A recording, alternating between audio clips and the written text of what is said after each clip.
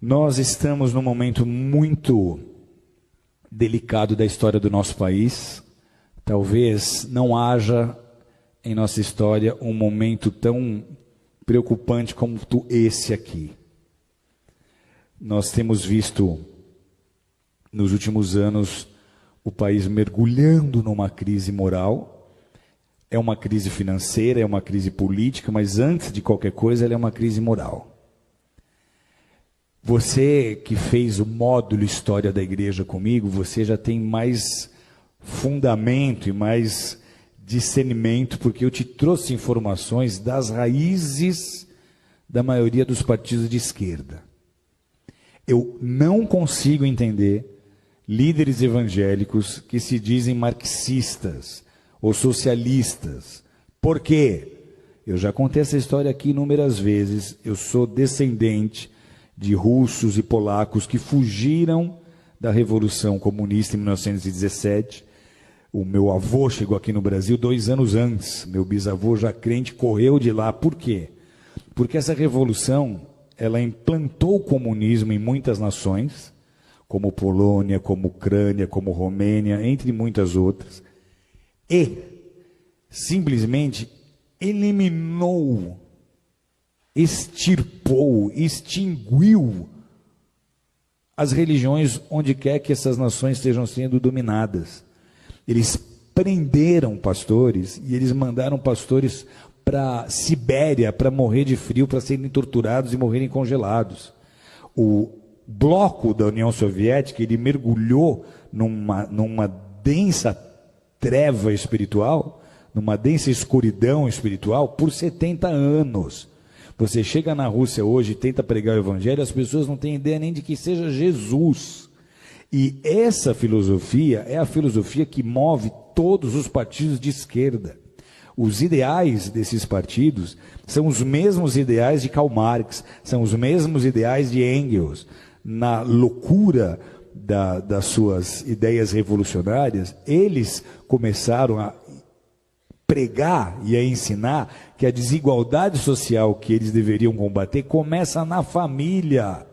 Eles começaram a dizer que antigamente, se você lê a literatura que fundamenta as ideias desses partidos, eles começaram a pregar que a desigualdade social ela começa na família, porque lá atrás, segundo eles, quando nós viemos dos macacos, não havia marido e mulher. Todo homem era de toda mulher era de todo homem, e os filhos não eram de ninguém, os filhos eram de todos, como os animais. E todos dividiam e compartilham tudo aquilo que eles tinham.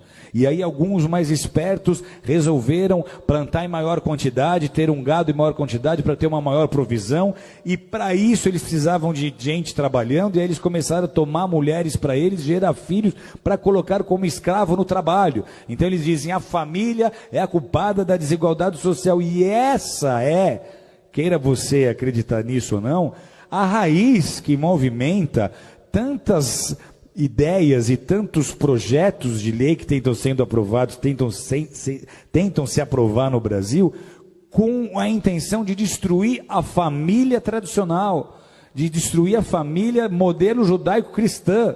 Esses são os partidos, amados, que estão imputando na educação as cartilhas de gênero sexual, como nós temos vendo, de ideologia de gênero. Esses são os partidos que estão apoiando os direitos humanos, como vocês têm visto, que apoia muito o direito do bandido, do assassino, mas não quer saber da vítima. E eles transformaram, nesses anos que estiveram o governo, o Brasil no país que nós somos hoje. Não só mergulhado em crise moral, mas financeira.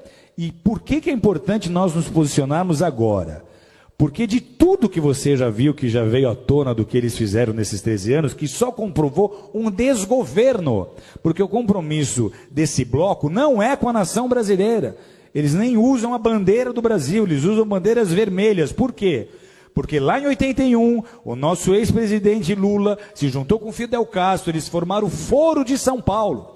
O Foro de São Paulo tinha o ideal, lá em 81, de transformar todas as nações da América Latina em nações socialistas, em nações comunistas, e eles conseguiram então unir essas nações e edificar uma espécie de União Soviética na América Latina.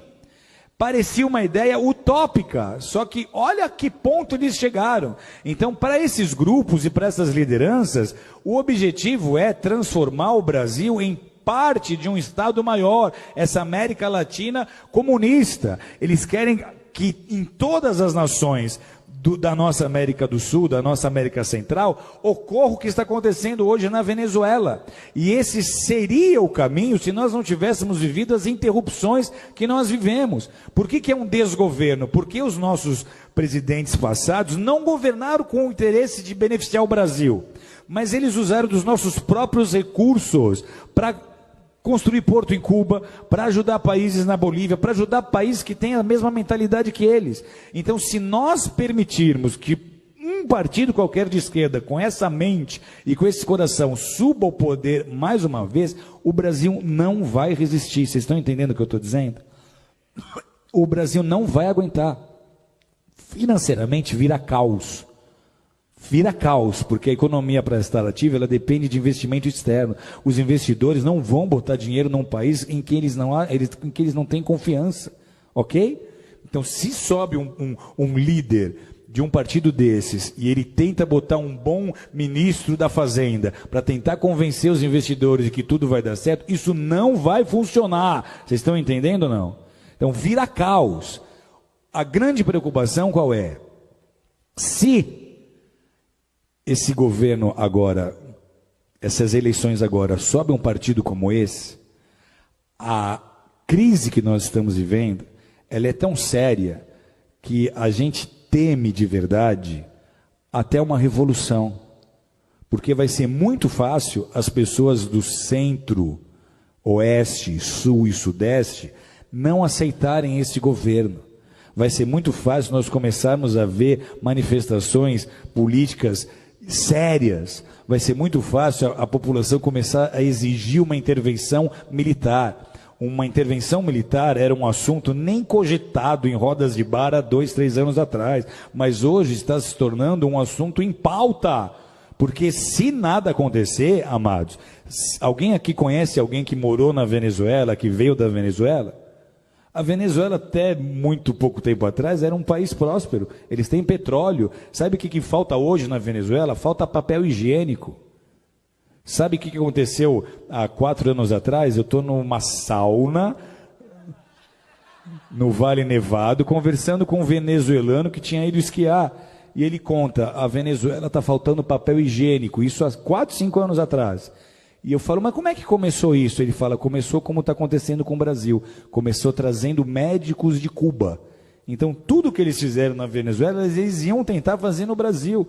Se nós dermos a oportunidade deles subirem ao governo de novo, não será mais como foi da primeira vez. Você não vai ver o Lulinha paz e amor. Você vai ver o Lulinha revolucionário que vai tentar implantar o modelo político que ele acha que é o melhor para o Brasil. Sabe o que acontece com a igreja num cenário como esse? Tem ideia ou não? Primeiro, os nossos valores já estão sendo desprezados. Nós, para eles, somos o ópio do povo. Eles não veem valor naquilo que nós fazemos. O marxista raiz, ele é ateu.